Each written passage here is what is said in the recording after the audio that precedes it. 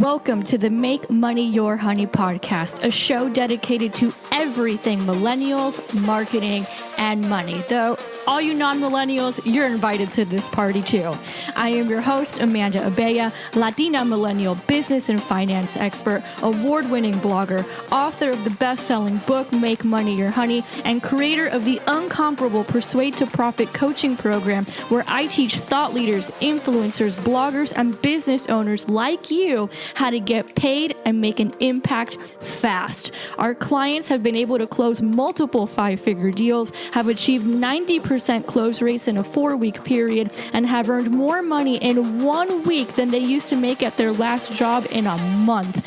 I'm coming to you with a new show every Tuesday with business lessons, mindset insights, and guest interviews to help you make money your honey. Now let's get to this week's episode. I am your host, Amanda Abella, founder of Make Money Your Honey, a marketing and sales training company where we help women coaches, consultants, and freelancers triple their revenue while working half the time. And we do that by teaching systems, influence, and sales. And today we're not talking about any of that. Today we're going to be getting some ministry from the Patrice Washington of the Redefining Wealth podcast.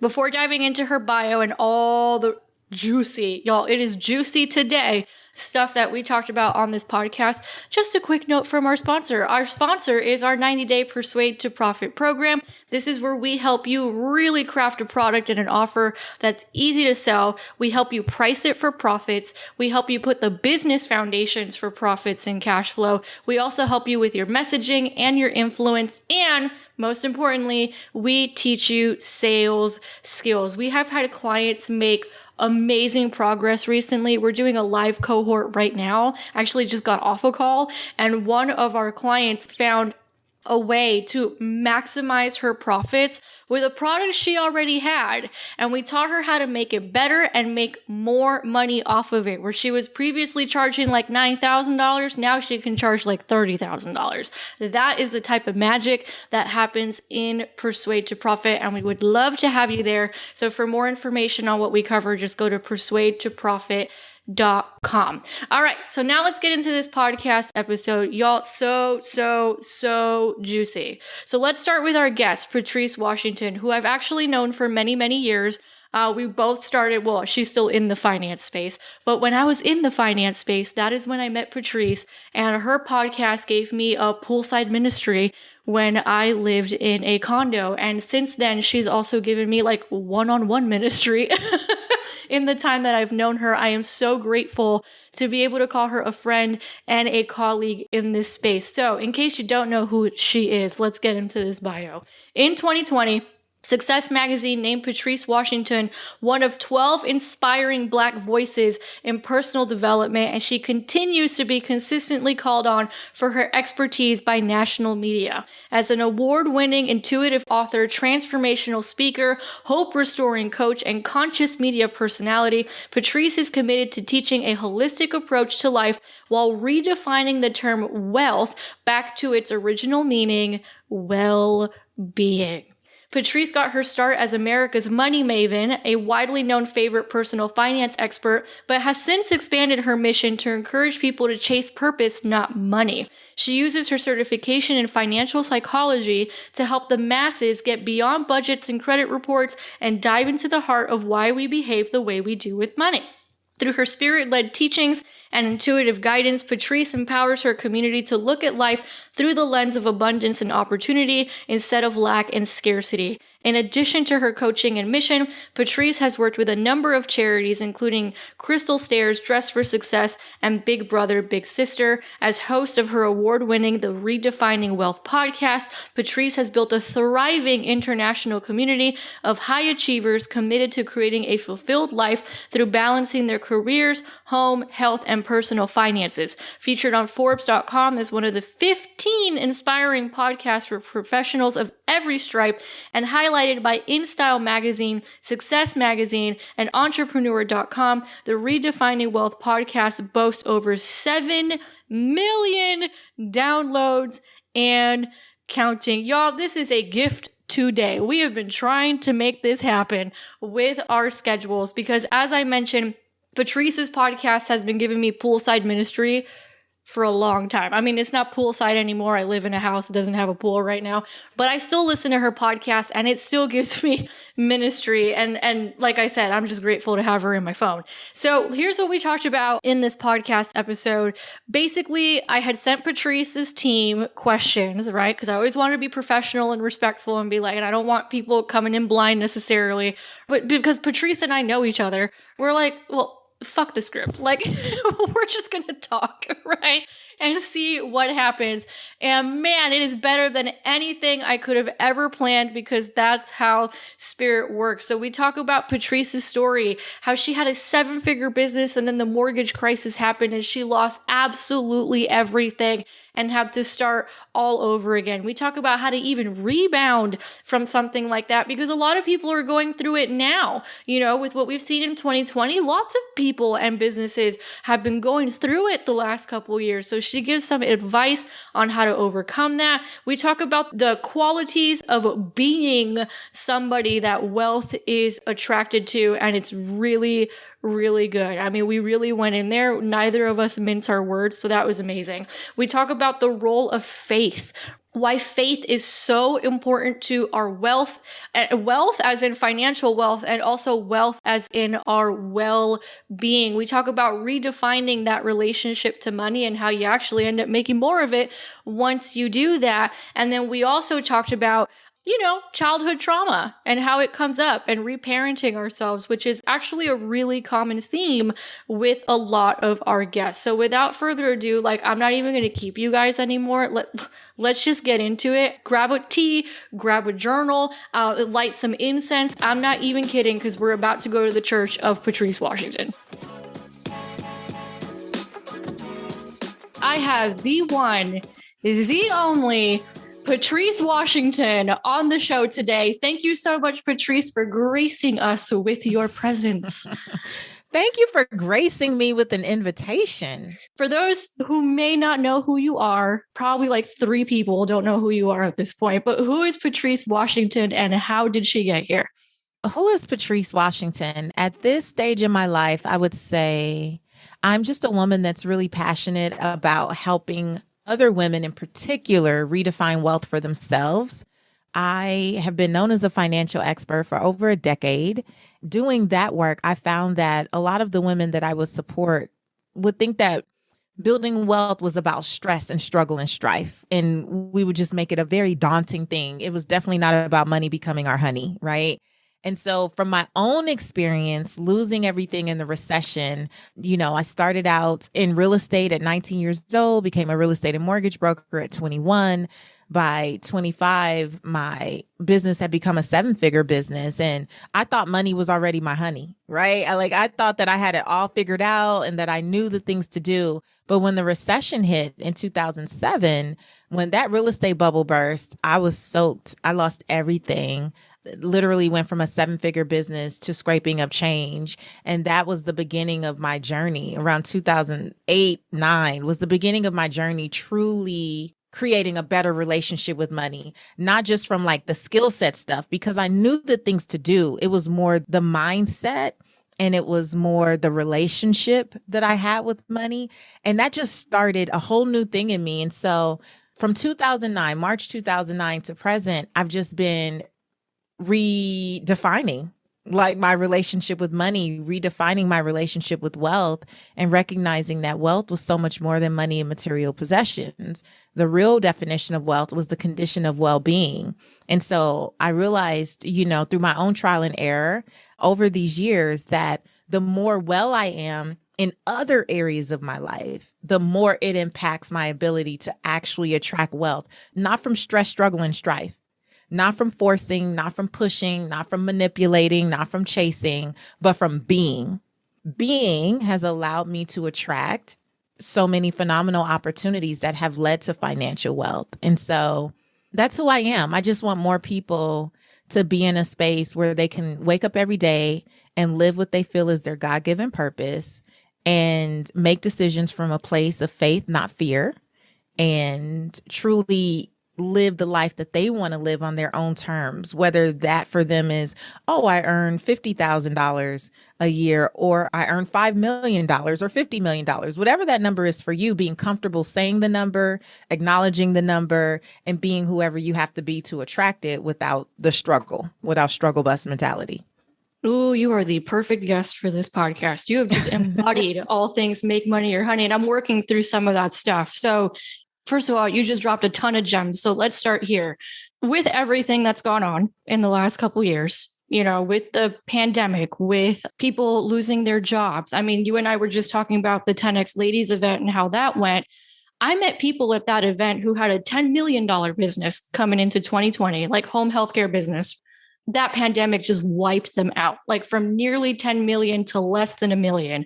And that happened to a lot of people in the last couple of years, almost like what happened to you in 2007. I mean, I cannot even imagine what it must be like to be like seven figures, multiple seven figures, and then just lose everything in something that's completely out of your control. And it happens. So what advice do you have for people who've been through that kind of a situation?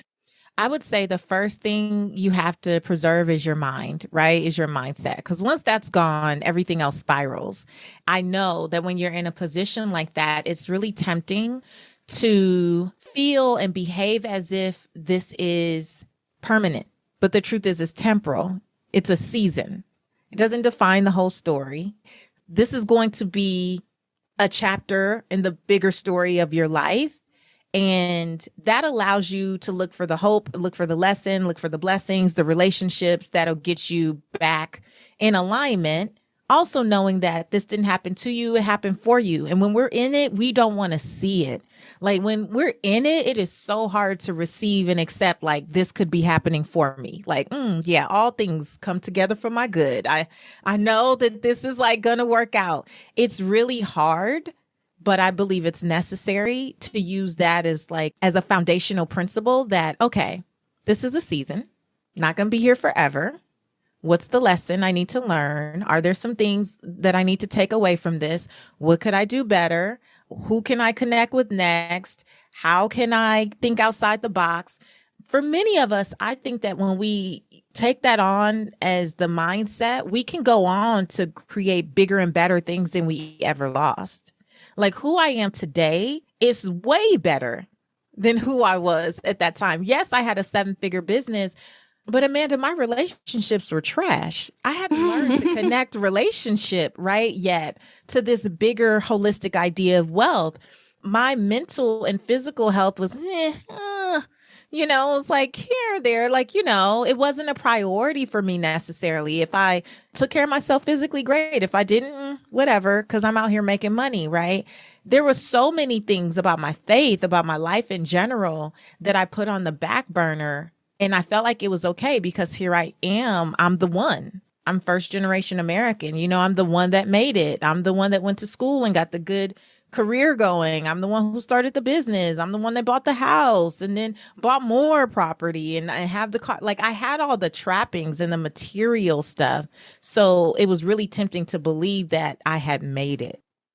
What that time came to teach me, though, was that was absolutely positively not all there was to truly being wealthy. And so now, yes, I have a 7-figure business, but beyond that, I'm happy. Like I'm fulfilled. I feel purpose and joy in what I get to do every day. I love the people I work with. Not to say I didn't love the folks I worked with before. Shout out to any of you who may end up listening to this, right? Like not to say that, but just as a whole, I wasn't whole. So again, when we're in the space and all the things are happening, it's so tempting to be like, my best has already come. We live in our heydays. We're Al Bundy, from Married with Children, talking about that great touchdown that he scored that one year in high school. And now he's 45, still talking about it, right? It's so tempting to believe that was the best. But if there's so much more on the other side of that $10 million business, like what if, some holes are revealed that allow you to see, oh, yeah, you did 10, but girl, you can do 25. We have to take a step back and look at how can we apply what we already learned to what this new world looks like, because a lot of things have opened up and shifted in a lot of ways, but that experience is still relevant. And so it can still be applied and you can still move on. So I think that's the first thing, because people are tempted to jump into action, but it's really possible to be doing a lot of things and not really be in tune with what needs to be done for you. You know, that is you're just absolutely true. Yeah, you're just doing stuff, but it's not actually moving the needle forward. And to that point, you also mentioned about beingness, right? Like the being of wealth, or being the person that wealth would be attracted to. I feel like this is something that trips a lot of us up. I too am first generation American. I know it trips my ass up. Like, because we're workers. Us first generation Americans, we work. Hard workers. And we define ourselves as hard workers. Hard workers. We are not afraid of work. Dare I say, we kind of like it, right? So, and I do like to work, right? But I have to be careful with that, being a first generation American, where it was a lot about struggle and it was a lot about make it with the American dream. Where it's that, am I doing things intentionally, strategically, or am I doing things just to do things? That's what we do. That's what we're raised to do. It doesn't seem right if it's not hard, right? And that's the thing that we typically have to break, because as a Black woman, I was taught you got to work harder. You know, you got to work twice as hard as your white male counterpart to be considered half as good. So, well, what happens if that's like the seed that's planted? Now we are constantly suffering from imposter syndrome. You never know when enough is enough, right? You'll hit the goal and then move the target and just keep going and keep working. And so we, get into these cycles of, well, I'm up early, I stay late. This is not even as an entrepreneur, but just even if you're in a job, right? You're like, oh, I'm the first person there, where being the last person there is a badge of honor. If anyone needs anything, I'm the person they call. I'm always on call. I'm always ready. And like all this stuff. And it's like, okay, so you're exhausted, you're worn out, you're burnt out, you feel underappreciated, underpaid, overwhelmed, all these things. But somehow you allow yourself to continue in these cycles and spirals of burnout because at least you're hardworking. Like, at least I'm dependable. And in different seasons of my life, I just had to come to Jesus with myself, girl, a couple weeks ago. I think I posted about it on Instagram. I'm like, how can I say I value peace? And then I fall back in these cycles of letting my calendar become so chaotic. Like, I have a choice. I build my own schedule. And I had to take a step back and realize, for myself, growing up, I never really felt particularly gifted. I always thought gifts were like, oh, look at them twirl the baton, or, oh, look at them dribble, right? Or piano. And so I played sports, but I was never going to the WNBA. I was good, but I wasn't great, right? I played instruments, but not really going to be in the orchestra. Like to sing, need to keep it in the shower. Not really your thing, right? So there were a series of things that always made me feel like I didn't really have a gift. I had to come to accept that my gift was in speaking. Talking was the thing I got in trouble for the most at school. No surprise there. But now I'm in a place where I'm so sought after for my gift that the little girl in me is like, yes, they see it. So yes, I'm going to say yes to that and that and that and this. And now I'm at a place in my career where I had a season where it's like, okay, I could distinguish between good offers and bad offers. But then, I got to a place where all the offers were good. And then I had to start distinguishing between good and great. And now I'm in a season where all the offers are great. They all hit my minimum, financial requirement, and the time and the brands or networks that they're associated with. Like, all the things seem great. And yet there's only so much time. Yet there's only one me. And I still have a family, a husband and a daughter. And I'm a daughter, and I, support my mom. And there's all these things going on. And so I say that to say I had to reparent the little girl in me who was just excited to be acknowledged for her gift. This runs too close to that. Oh, I'm a hard worker, first generation. Like, I'm so used to working. So it doesn't bother me necessarily to fill my calendar. But is it wise?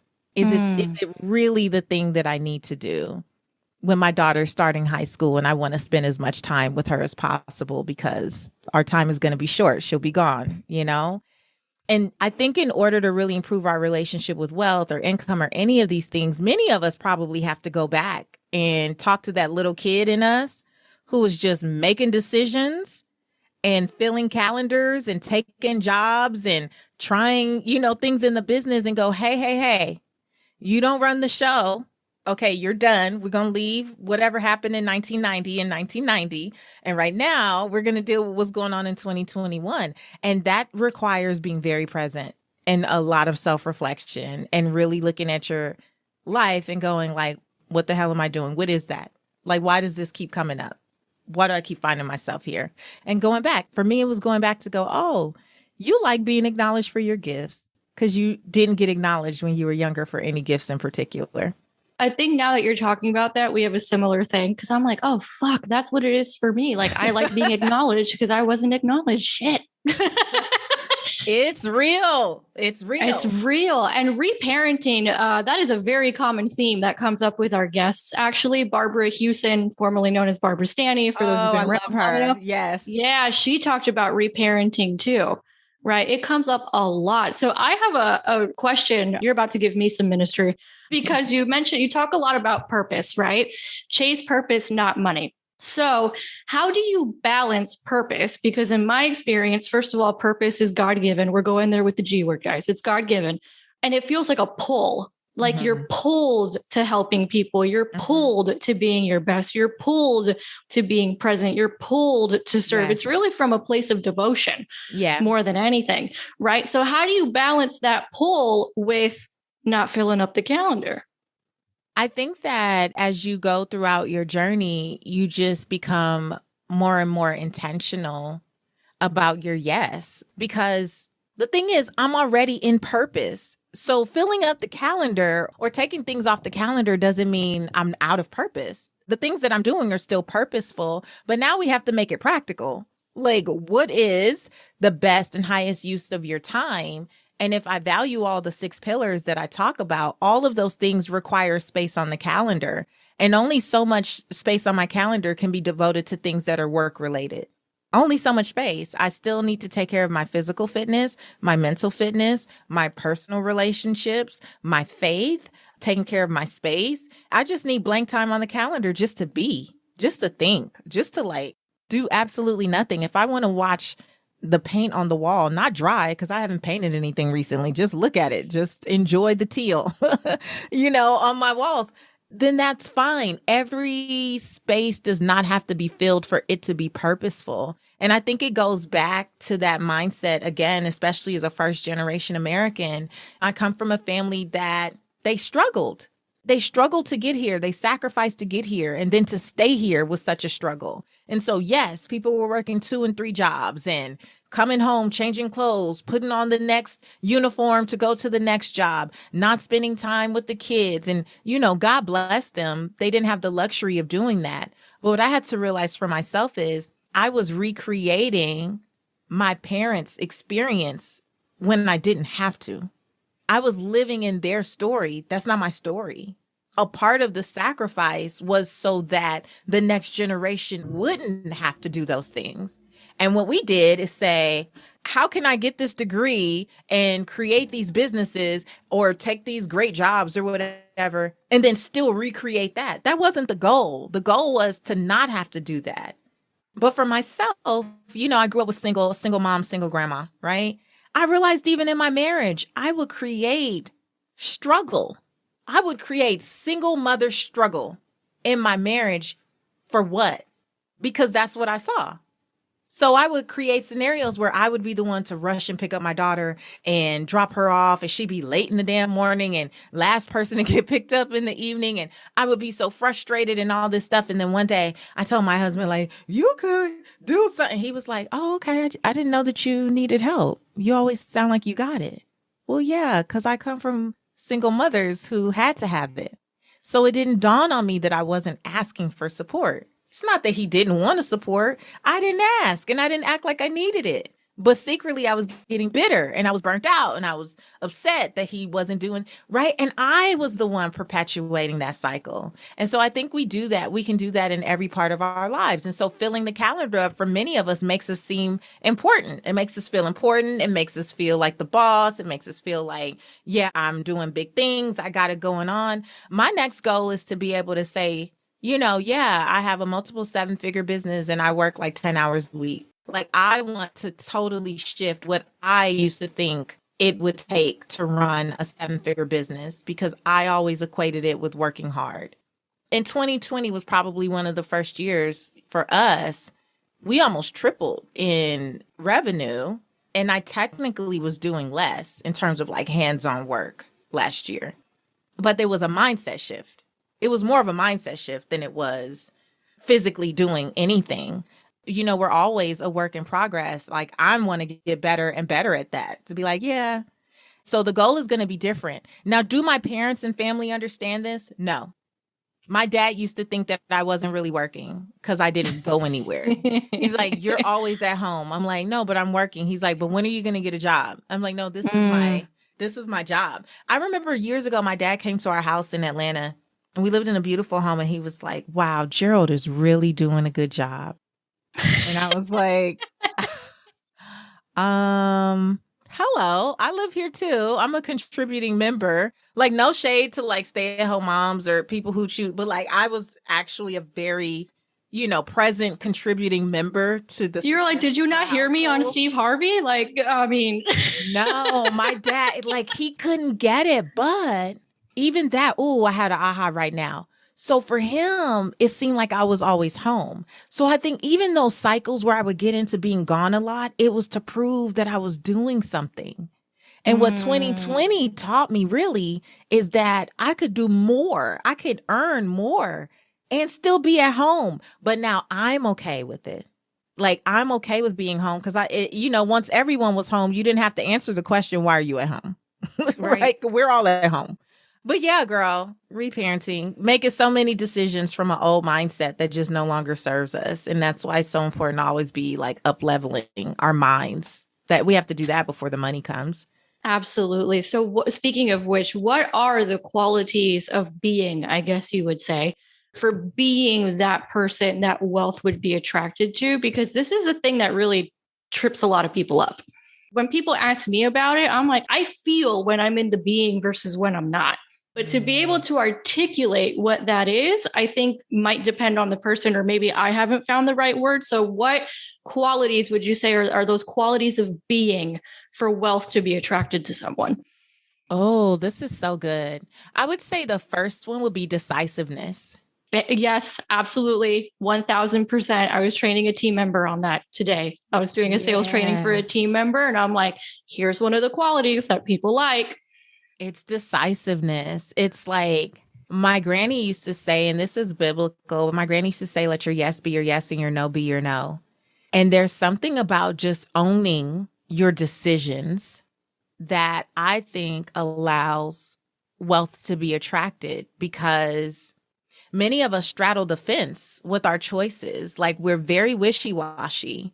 And it's like, we'll say one thing, but then there's no commitment. It's sheer interest. It's like, oh, I would love to make more money, but then there's not a commitment to invest in the skills that'll get you there. So you say, I want to make more, but then you get on a sales call with Amanda's team and they tell you what the investment is to work with them. And then you're like, but my kids, my husband, my job, right? We have no commitment to actually getting there. And so you're really indecisive. Why would wealth be attractive? We don't know what the hell you're going to do if you get more money, because you're not, right? You're like not really, you don't have a stick-to-itiveness, if that's even a word. Like, there's nothing sticky about what's going on. So I would say decisiveness.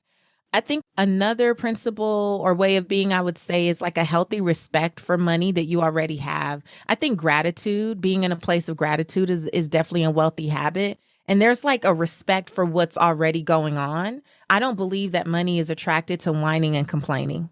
It's not. And you know what I started doing? You're going to love this. So I have more team now. And do you use Slack? For team communication? Have you heard of Geekbot?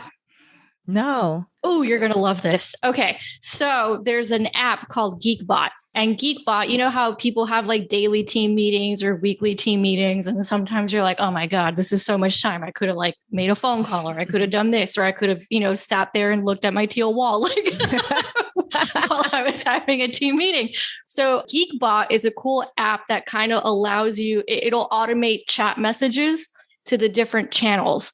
So we have like 4 going out in a day, like on the team channel. And in 2 of them, I'm asking, what are you grateful for? Or what are your wins? Or so I'm getting the whole team doing it every day on autopilot, thanks to Geekbot. Oh, yeah, I have to download that. I'll have to make sure we add that to my Slack. But I totally agree with that. I think that wealth is attracted to gratitude, to being in a space of just giving thanks for what you already have. I think so often we make it about, we'll be happy when, and it's always this far off thing. And so when it's always so far away, who are you today, right? Like if it's like the thing that I really want is over yonder, there's no joy in the current place, like in the journey. And I think that you have to like express joy and gratitude to bring those things in. Because when you're in a place of whining and complaining, what I like to say is what you verbalize, you magnify and you magnetize. And so when you're not speaking life, when you're not coming from a place of gratitude and respecting what you already have, then you're doing the opposite. But when you do the opposite, you send that energy out, and that's what you keep attracting back to you. So you know that I don't like terms like even emergency funds, right? Like I've been like no, I don't do emergency funds for many years. Yeah. And people will be like, you're leading people astray, because I say I don't believe in emergency funds. I believe in opportunity funds. Obviously, I believe in saving and preparation. But when I was working with people one-on-one back in the day, I never found that people were inspired by an emergency or the idea of an emergency. Oh, your roof may cave in. That's not inspiring. Like, I'm not really going to put money towards that. Oh, your radiator may go out. Your engine may blow. All very plausible. And yet you could not get people to really save for it. But when I started shifting people's perspective to opportunities, when I start going, what opportunities do you want to take advantage of in the next year, 2 years, 5 years? Oh, I want to take my family on a trip to Disney World. Oh, I want to visit Paris. Oh, I want to start my business. Oh, I want to do this. They increase savings. I think back then it was something crazy, but like 71%. The people, because I worked at a nonprofit where I was counseling people one-on-one. And the other people will go, how are you getting your people to save? I'm not telling them to start no damn emergency fund. They're saving for opportunities. And if an emergency happens to come up, then okay, they're prepared. They have the money. If I was saying emergency funds, like you tell your clients, then the emergency would come up and they wouldn't have a damn thing, right? And so I was always teaching them to be grateful though, too, and giving them gratitude assignments for where they were and for where they were going, as opposed to sitting in a space of just, like, oh, I'll be happy when I get down yonder. So I think I said a lot of things. I'm not sure if I answered your question. No, you totally answered it. Yes, you totally answered the question, right? Okay. Which was the qualities of beingness, because it's hard to put into words. That's why I asked, because I'm like, people ask me and I'm like, it's like a feeling, but I 1000% agree with both decisiveness and gratitude. And yes, people are wishy-washy, and commitment usually requires time, money, and energy. Oh, yeah. And yes, time, money, and energy over time. Yep. Like the other part is you have to be willing to sustain it, right? And what we like to do is like, well, I tried for 3 days. I mean, whether that's with your relationships or your health and wellness or your finances, that's not going to get it, friend. Like if you are shifting something about who you are and you are becoming someone new, you can't have an expectation that everything should be all good in a week, in 2 weeks, in a month. You want to become someone who does these things and be someone who's like, I can do hard things, right? I'm willing to do the hard things until they become nothing to me. Because what starts out as hard, like when we both started our podcast, I'm sure it was like, ooh, okay, ooh, doing intros or doing this thing or doing that thing. You had to like go through some learning curves to figure out your voice and your tone and what you wanted the vibe and feel of your podcast to be. But now we jump on with guests and we're like, hey, so This is how it's going to go. Okay. I'm about to press record, right? Patrice was like, I'm not even going to look at questions you said. Like, Amanda and I are just going to vibe. Like, yeah, like we're going to vibe. What questions? And I have not even gone according to the questions I sent. So, right. But so when you first start, you're like, I need them to send questions because I want to be prepared. I want to make sure, and you're all freaking out about it. Okay. Well, that's just like anything else that we want to change in life. Like when we are ready to embody this money attracting presence, okay, it may start out feeling hard, but the more we stay committed and the more we invest in getting support and the more time goes into this, the better we will become. It's not, oh, I'm committed until I see how it looks after 2 weeks. Right. Oh, let me see how it goes after a month. No. All of these things, you want to commit until it's just a part of who you are, until it's in your DNA, it's in your core. People can't even separate you from that thing anymore. That happened to me with sales. I used to be really bad at it, right? And then I was like, this is hard, but I need it for life. And I committed, to your point, I'm going to do hard things, get all the training I can get my hands on. I still train every day and I'm good at it. And it's more of my beingness, but I want to get better at it. Or my team started training on sales, right? And at first there might have been some resistance, but I'm so proud of them because they're like, nope, we're going to conquer this thing. Yeah. Like that's the mindset and the attitude of wealthy people. That is. And on the flip side, we see why so many people don't build wealth, why they don't have success. And I'm at a place in my life where I'm not going to keep sugarcoating shit with people. I turned 40 this year, and leading up to 40 and now being 40, there's just a lot of things we're going to stop doing. We're going to stop playing games with, because I come from a oh my gosh, I just really want you to get it and stuff. I have some clients where I'm like, just say you don't want it. Just say you don't care enough. Just say that you don't care enough yet to make this a priority, because I'm not going to keep going in circles with you. We're not going to keep going in circles, because I know that I'm a good coach and I know what I'm saying makes all the sense in the world.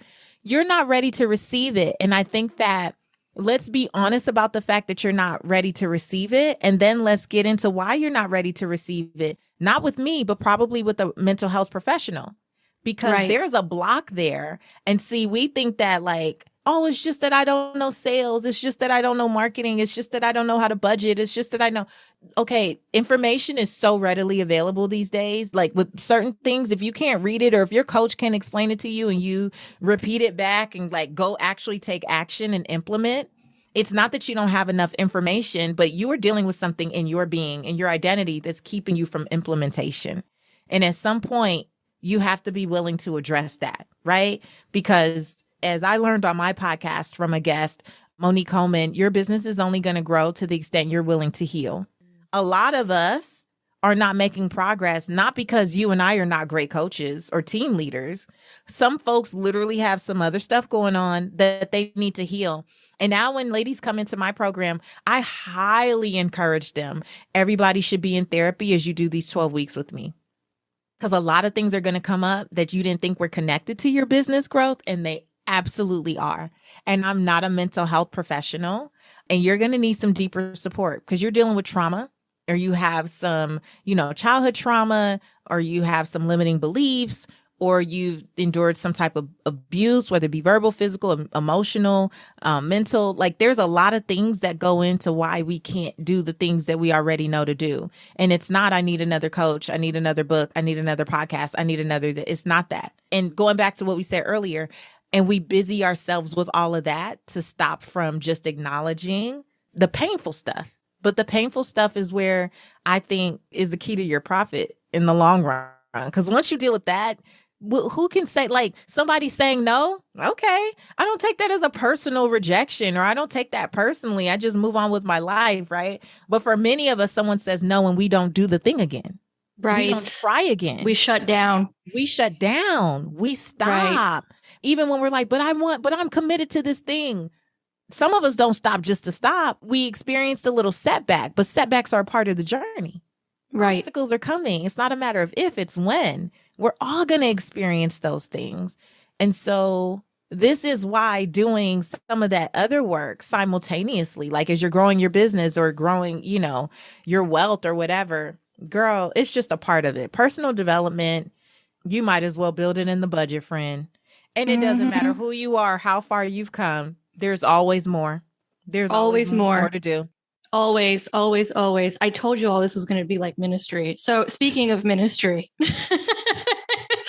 final question for you, Patrice. I know faith has a really big role in your life, as it does mine. And quite frankly, I have not interviewed any successful person where faith was not a big part of their lives. You've done a lot and you've also been through a lot. Mm-hmm. So what would you say is that role of faith and how it's played out in your life? Faith is paramount. I always tell people that without my faith, you wouldn't even know who I am, girl. We would have never met. Because when I was on the bathroom floor, bawling, snotting, and crying and asking God, why me, after I had lost everything, and I had just finished begging the power man to turn the lights back on, our power got cut off. And I remember running out with Reagan, who was a baby at that time, on my hip and begging this man to turn the power back on and saying, if you don't, my baby's milk is going to spoil. And he took pity on me and turned it back on and was like, they're going to send somebody else in the next day or two. Like, so, don't get comfortable. And that was the day I had my little come to Jesus breakdown moment in the bathroom. And I say that my faith is why I'm here. My faith is what gives me resilience. My faith is what reminds me that nothing is forever. My faith is why I see things in seasons. And I never, even when it's good, I don't see things as like a forever thing. To me, everything, life is cyclical and it's in seasons. And my faith is paramount. And this is the thing I say about the faith pillar on the podcast on Redefining Wealth. A lot of us wait until we're in the middle of a crisis to try to figure out what we believe. And I don't care what you say you believe in, because I don't have a goal of converting anyone. I don't feel called to convert people to anything. I feel like I'm led to say, if you say you believe in something, make time to practice it, whatever it is. Make it a part of your daily life. Back to why we can't busy the calendar with just work pillar stuff, right? We have to actively make time for our faith, whether for you that's journaling or meditation or being in nature or any number of the religions that are out there. If you say you believe in something, make time, because life is coming. It's not a matter of if, it's when. And no one signs up for the shitty stuff. You know what I'm saying? Like, no one is out here like, oh, my mom had a stroke earlier this year. I didn't sign up for my mom to have a stroke in 2021. I didn't sign up for that to disrupt her life, my brother and I's life, everyone's life. I didn't sign up for that, but it happens. Life happens. And I was able to handle that with a level of grace and ease and peace that I don't know that I would have had 15 years ago or so, when I wasn't really actively practicing my faith, when I wasn't grounded, when I wasn't regularly leaning in to what my faith teaches me. Right. And so I think so many of us just, life happens and we allow it to back us up against the wall or to put us in fetal position, sucking our thumb in the corner. Right. And then you see other people who've had similar experiences and you're like, how are they doing that? More than likely it's connected to their faith.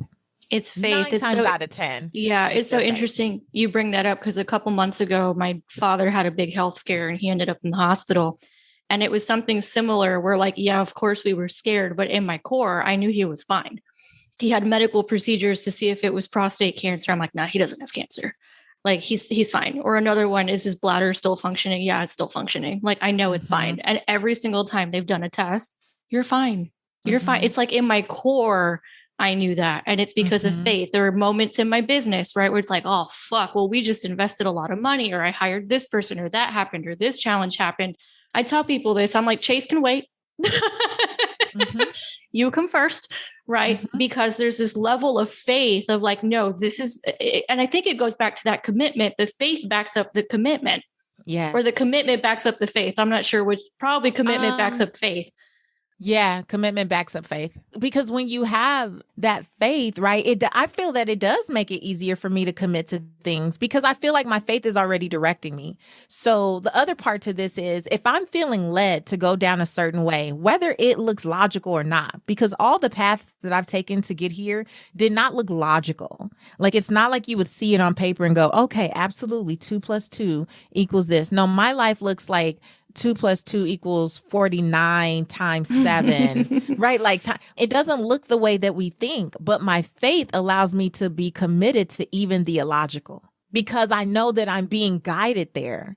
So there are times when I've invested, especially early in my career where I invested in a coach or invested in something. I didn't have the money for that, Amanda. Logic would have said, no. Do you know how many things I've dropped down money for that there was no logic whatsoever? Even with the 10X Ladies event, I was like, there's no fucking logic, right? But there's a boat 20 minutes away and you want to meet these people, just slap that shit on a credit card and you'll figure it out.